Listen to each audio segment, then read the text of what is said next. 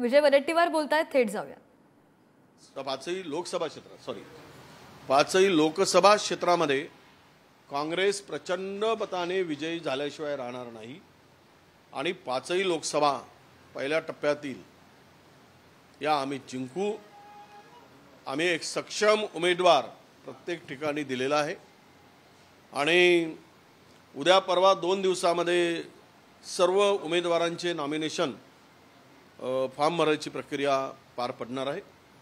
त्यामध्ये मी सुद्धा अनेक ठिकाणी नागपूरसह रामटेकसह मी जाणार आहे, कारण जिथे मला जाता येईल 5 ठिकाणी जाण्याचा मी प्रयत्न करणार आहे। परंतु मला आत्ता जे दिसतंय भाजपच्या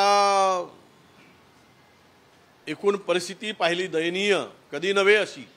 गेल्या 14 आणि 19 मध्ये आपण पाहिलंय की उमेदवारी घोषित करताना त्यांना दमछाक झाली, त्यांना दुसऱ्याचे उमेदवार पळवावे लागले, अशी अवस्था काही ठिकाणी झालेली आहे। आणि ज्या उमेदवारांना त्यांनी उमेदवारी दिली ते इच्छुक नाहीत, जबरदस्तीने वरमाला त्यांच्या गळ्यात घालण्याचं काम झालेलं आहे काही मतदारसंघात। म्हणजे मला वाटतं की